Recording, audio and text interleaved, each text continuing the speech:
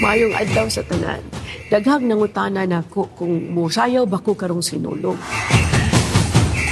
Ang tradisyon ay ani, ang province na ay ipadala na contingent to dance sa Sinulog. But kami karon diri Portigyong Bisiha because of our relief operations. So mauto nga akong gihangyo ang Danao group nga sila'y mo perform and represent the province for this tradition. Kay ang Danao, ning balibad naman sila nga di sila mag-compete because of what happened to them during Typhoon Tino. So, since libre na ilahang mga contingent, so akong gihangyo si Mayor Nito nga, pwede ba sila'y mo perform for the province?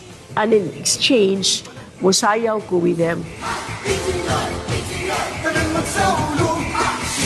So, thank God, ning sugot si Mayor Nito.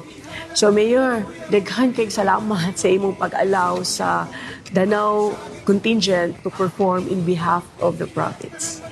And I'm excited and I'm really looking forward. So, see you all, Sinulog 2026.